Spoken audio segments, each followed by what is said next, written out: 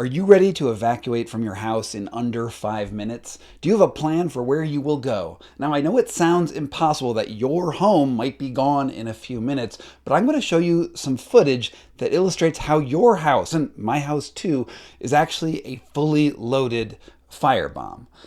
In 2020, the Fire Safety Research Institute ran a test comparing the furnishings that were common before the 1970s to today's furnishings, where most of our homewares are made out of synthetic, mostly petroleum-based substances. And this is what happened.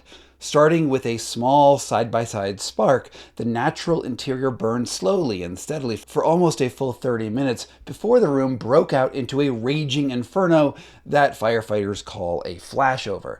But look at the synthetic room. It reached flashover conditions in just 4 minutes and 50 seconds. Now, as I'm recording this video, a fire is sweeping across Los Angeles that has already obliterated 1,000 structures and more than 20,000 acres.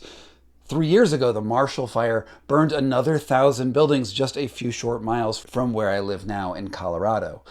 37,000 people had to evacuate, and 2025 marks a new season of fire weather that I was only made aware of when I picked up the Pulitzer Prize finalist book, Fire Weather by John Valiant. Now, it focuses on the 2016 Fort McMurray fire, which wiped out one of the most profitable oil boom towns in Canada in just a matter of days, destroying more than 2,600 homes and burning more than 1.5 million acres of wilderness and urban areas.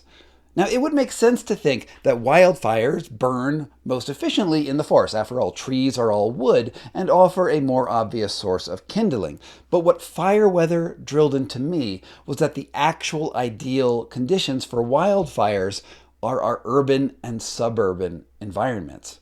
Houses can go up in a matter of seconds, one exploding after another, until whole neighborhoods are gone in minutes. This is because our houses are full of propane tanks and petroleum-based plastics that are kept bone dry to keep out the mold, and yet they're also connected to gas lines. The cars in our garages are full of literal gasoline, or if you have an electric vehicle, an equally explosive lithium-ion battery. And more fire means more wind, which makes the fire spread faster. And often the only thing that fire crews can do to stop it is to completely bulldoze entire neighborhoods to create fire breaks. Now, we are used to thinking that wildfires only happen to other people, but the truth is they can happen anywhere now. If Los Angeles can go up in a matter of days, why do you think your home is any less flammable? My home certainly isn't. So what can you do? I suggest you check out the YouTube page over at the Fire Safety Research Institute and come up with an evacuation plan and possibly even a go bag. If you live in the country, think about creating fire defensible space around your home so that flames can't leap into your house from the nearby forest. Because once the fire breaks out, well, it's already too late. From Poke Bear LLC in Denver, Colorado, this was Scott Carney's Back Channel. Stay safe.